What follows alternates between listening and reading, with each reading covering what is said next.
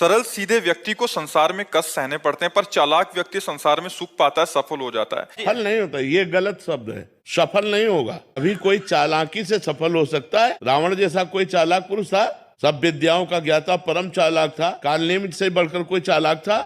पूरी संजीवनी बूटी जैसी ही द्रोणागिरी में हर औषधि को कर दिया और साधु बनकर बैठ गया। हनुमान जी ने मार डाला, राम जी ने रावण को मार डाला, रहा न को कुल रोवन यारा। चालाक पुरुष सफल कैसे हो सकता? नहीं, सीधा सरल पुरुष कष्ट पा सकता है, पर सफल सीधा और सरल सच्चाई पर चलने वाला हो। जैसे धर्मराज युधिष्ठिर बिल्कुल सीधे थे, यहां तक इतने सीधे थे कि युद्ध क्षेत्र में कल कौन सी रणनीति है वो जाके दुर्योधन सीधे पूछ लेता था। भ्राताश्री कल कौन सा चक्रव्यूह रचना है वो बता देते थे। इसीलिए भगवान दो बैठक करते थे, एक युधिष्ठिर के साथ और एक युधिष्ठिर से अलग। युधिष्ठिर के साथ जो बैठक की वो चक्रव्यूह रचना ही नहीं होगी, क्योंकि वो दुर्योधन को पता हो। इतने सरल थे कि वो आके पूछ लेते, वो पूरी बात बता देते थे। तो आप देखो विनाश किसका हुआ? चतुर चालाक, जिसके साथ शकुनी, दुशासन, कर्ण, दुर्योधन के साथ इतने चालाक, चालाकी की हद थे ये लोग। तो क्या ये लोग सफल हुए?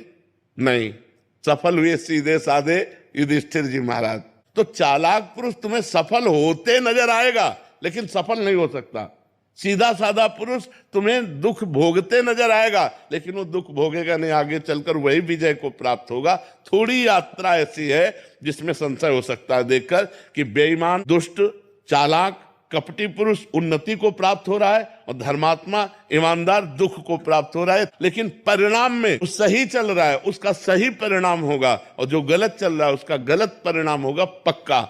उसका पुण्य उसको साथ दे सकता है, लेकिन जो जीवन का परिणाम है वो ये पद नहीं है। मरोगे तो तुम्हारे साथ पद नहीं जाएगा, तुम्हारे साथ रुपया नहीं जाएगा, अच्छाई जाएगी, तुम्हारे सत्कर्म जाएंगे। और ये पक्की बात समझ लो, जब आपके आचरणों का, और भगवान ऐसी बुद्धि भ्रष्ट कर देते हैं कि खुला आचरण उसकी गंदगी सामने आ जाती है। आदमी की इज्जत चली गई तो किस योग रह गया? तो ये पक्का समझ लो, अच्छा पुरुष और धर्मात्मा पुरुष दुखी हो सकता है लेकिन हार नहीं सकता। विजय को वही प्राप्त होगा, ये निश्चित बात है। सामने से तो बहुत सुंदर दिखाई दे रहे और पीछे जो पाप कर रहे तो मालिक देख रहा है, उसका हिसाब मालिक करेगा। मालिक की दुकान में है सबका जीवन खाता, पाई भर का भी चूक नहीं होती हमारे मालिक से। एक एक बात का हिसाब होता है। अगर हमने अंगुली भी उठाई है तो उसका भी हिसाब है कि क्यों उठाई और कैसे उठाई। परमात्मा सबको देख रहा है, इसलिए ये मत